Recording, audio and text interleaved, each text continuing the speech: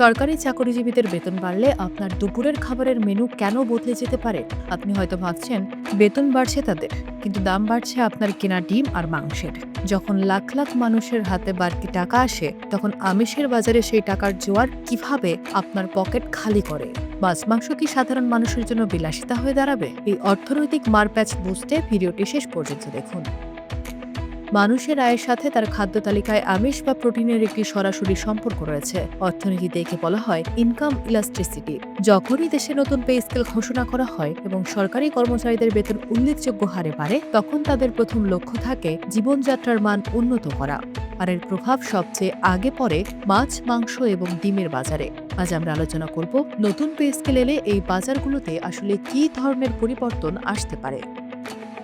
একজন সরকারি কর্মচারী যখন বাড়তি বেতন পাবেন, তিনি স্বাভাবিকভাবেই তার খাদ্য তালিকায় ডাল বা সবজির চেয়ে মাছ, মাংস বা ডিমকে বেশি প্রাধান্য দেবেন। যখন কয়েক লাখ পরিবারের ক্রয় ক্ষমতা একসাথে বাড়ে, তখন বাজারে হুট করেই আমিষের চাহিদা বহু গুণ বেড়ে যায়। এই যে নতুন এক বিশাল চাহিদার সৃষ্টি হওয়া, এটি বাজারের ভারসাম্য উলটপালট করার প্রথম ধাপ। মাংসের বাজার সবসময়ই অত্যন্ত স্পর্শকাতর। যখন চাহিদার তুলনায় যোগান কম আসে, তখন বিক্রেতারা দ্রুত দাম বাড়িয়ে দেন। পে স্কেল আসার পর খাসি বা গরুর মাংসের চাহিদা যখন তুঙ্গে ওঠে, তখন সাধারণ খুচরা বিক্রেতা থেকে শুরু করে খামারিরা দাম বাড়িয়ে পরিস্থিতি পর্যবেক্ষণ করেন। যেহেতু মাছ বা মাংস পচনশীল পণ্য এবং এর উৎপাদন রাতারাতি বাড়ানো সম্ভব নয়, তাই চাহিদার চাপে এর দাম সাধারণ মানুষের নাগালের বাইরে চলে যাওয়ার ঝুঁকি তৈরি হয়।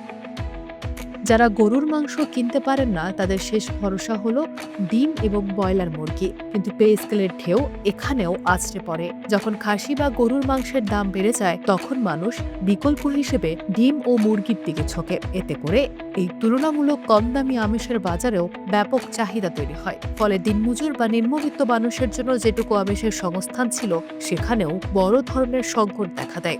বাঙালি মানেই মাছে ভাতে জীবন। বেতন বাড়লে মানুষ ছোট মাছের বদলে বড় রুই, কাতলা কিংবা ইলিশের দিকে হাত বাড়ান। মাছের বাজারে যোগান অনেকটা প্রকৃতির উপর নির্ভরশীল। ফলে যখন বাজারে মাছের ঘাটতি থাকে কিন্তু ক্রেতার পকেটে থাকে কারি কারি টাকা, তখন শুরু হয় এক অসম প্রতিযোগিতা। এই প্রতিযোগিতায় হার মানতে হয় সেই সাধারণ মানুষকে, যাদের আয় পে স্কেলের সাথে বাড়েনি।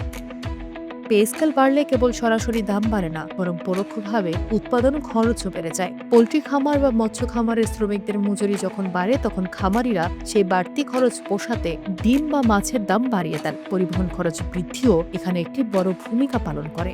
শহর থেকে গ্রাম পর্যন্ত পণ্য পৌঁছাতে যে বাড়তি খরচ হয়, তার মাসুল শেষ পর্যন্ত সাধারণ ক্রেতাকেই দিতে হয়।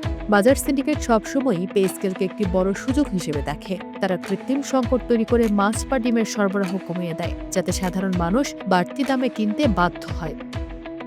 সরকার যদি কঠোরভাবে প্রাণী সম্পদ বাজার মনিটরিং না করে এবং টিসিবির মাধ্যমে সাশ্রয়ী মূল্যে ডিম বা হিমায়িত মাংসের সরবরাহ নিশ্চিত না করে, তবে আমিষের বাজার সাধারণের জন্য বিভীষিকা হয়ে দাঁড়াতে পারে। পরিশেষে নতুন পে স্কেল অর্থনীতিকে গতিশীল করার এক বড় উপায়। কিন্তু এই গতির ধাক্কায় যেন সাধারণ মানুষের আমিষের চাহিদা অপূর্ণ না থাকে। উৎপাদনশীলতা বৃদ্ধি এবং যোগান চেইন সচল রাখতে পারলে মাছ মাংসের দাম নিয়ন্ত্রণে রাখা সম্ভব। বেতন বৃদ্ধি যেন কেবল এক শ্রেণীর মানুষের উৎসব না হয়ে সবার জন্য সুষম পুষ্টি নিশ্চিত করার মাধ্যম হয়।